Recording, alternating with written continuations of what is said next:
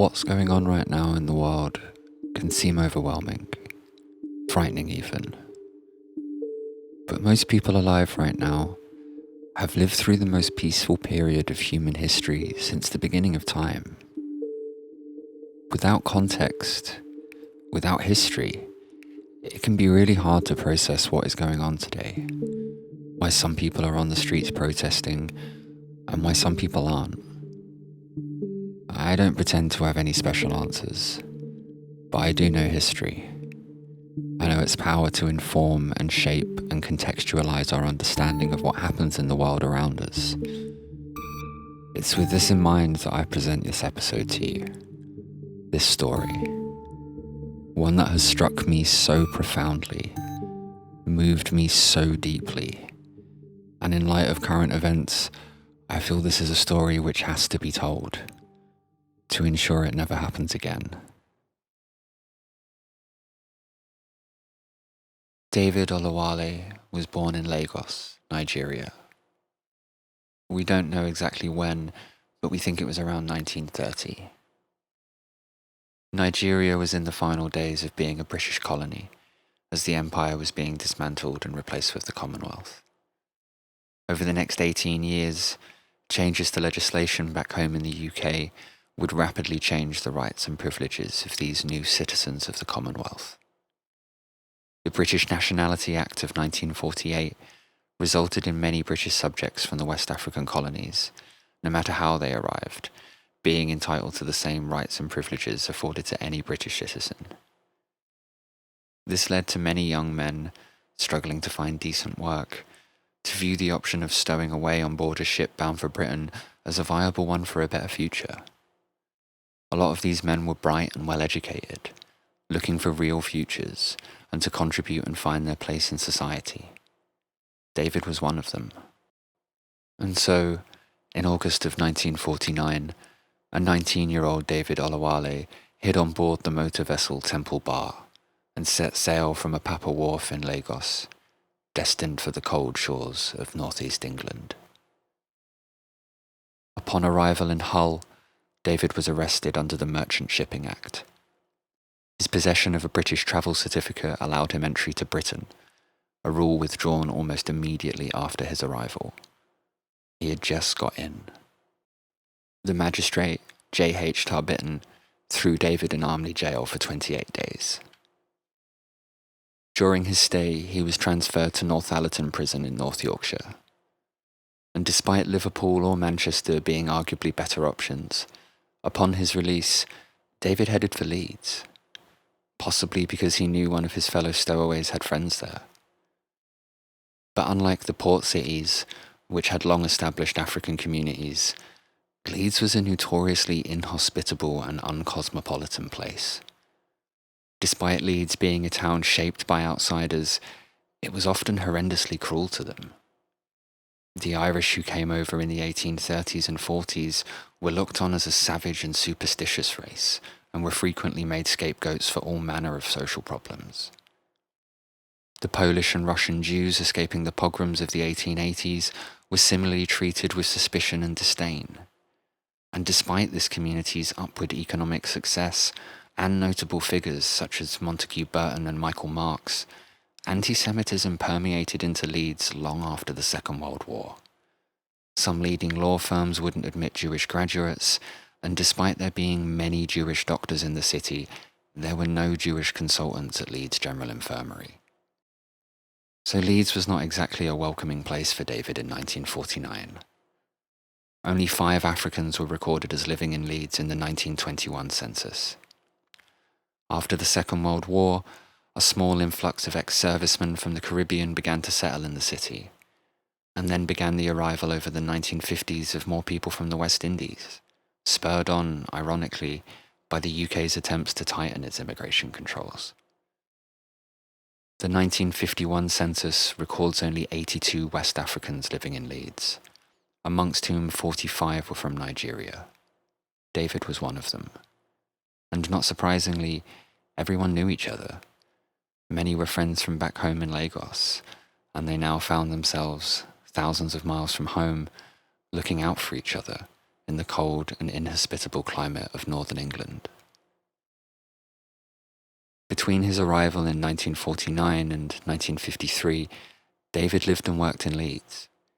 His first few months were spent working in various small tailoring workshops in North Leeds. He had been trained in tailoring back in Nigeria, and this may again have influenced his decision to come to Leeds. A long history with textiles had exploded in the Industrial Revolution, fueled by the many Jewish immigrants in the late 19th century who came to Leeds specifically to participate in this expanding ready-made clothing industry. He moved around pretty frequently over the next couple of years, going wherever the work was. Brief stints in Bradford and then Sheffield were followed by a return to Leeds in 1951, where he found regular work at the large public abattoir next to Kirkgate Market, that's now the NCP car park. His social life revolved around the Mecca Locarno Ballroom in the County Arcade, which during the 50s and 60s was managed by Jimmy Savile, and the King Edward Hotel on King Edward Street, which today is a branch of the Halifax. It was on King Edward Street, on the 25th of April 1953, that the path of David's life suddenly and violently shifted off course. Up until this point, aside from his initial conviction for being a stowaway when he arrived, his only other conviction was in March of 1951, 2 years earlier, whilst he was in Sheffield, where he allegedly bit a police constable in the back of a police van, which were, and to my great surprise, are still quite commonly known as Black Marias. The term definitely comes from the United States somewhere in the 19th century. A common origin story often quoted is that of Maria Lee, a large and powerful black lady from Boston who ran a boarding house, who the local police used to call on to help round up unruly criminals. However, there's little decent evidence to suggest that this is actually the origin of this phrase, and the dates of its first use make it more likely that the name came from a popular racehorse. The story of the lady from Boston feels like a convenient piece of police propaganda.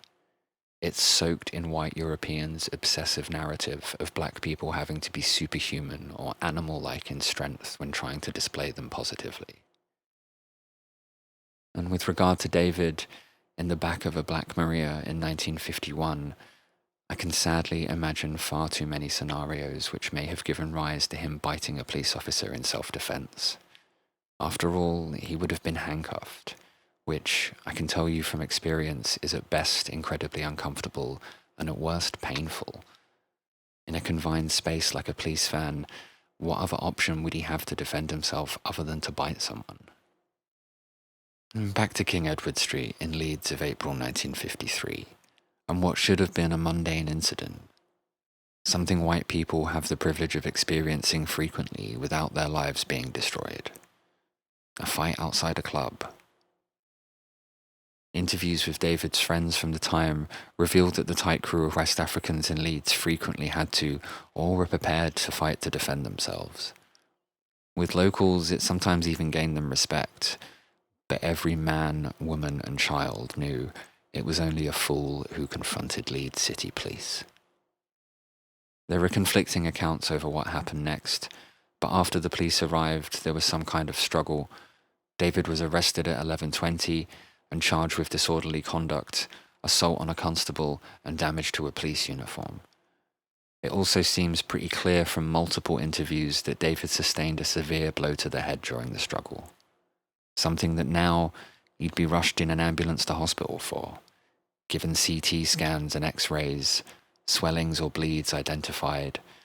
The side effects of such an injury in terms of the effects it had on someone's behaviour are known and understood. Not so in 1953. David was taken to the Bridewell instead, a holding cell under Leeds Town Hall, where the courts used to be held. He appeared before a magistrate on Monday morning and was sentenced to 2 months at Armley. And during his stay there, he began experiencing hallucinations, and his behaviour appeared to change. On the 6th of June, he was admitted to St. James's Hospital Psychiatric Unit under a 14-day court order. The psychiatrist who assessed him, Michael Leahy, recorded him as appearing apprehensive, noisy, and frightened without cause. 5 days later, he was assessed again and was childish and wept when talking of his fears. Not only does this woefully reductive and basic description reveal how very little was known about the brain at this time, it seems incredibly possible that David had suffered or was suffering from the effects of that head injury. But there was no modern neurological assessment, no scans, no real consideration given even to the fact that this young 23-year-old man was alone, miles away from home, and probably scared half to death. Instead, on the basis of this assessment, David was placed into an ambulance and driven 11 miles out of the city to Menston Asylum, also known as Hyroids Hospital, where he would spend the next 8 years of his life. His time here is hard to properly account for, a flood destroying many of the records from that period, but it's overwhelmingly clear. This wasn't somewhere you ever wanted to find yourself. Ever since it had opened as the West Riding Pauper Lunatic Asylum in 1888, it had housed Yorkshire's unwanted and inconvenient adults.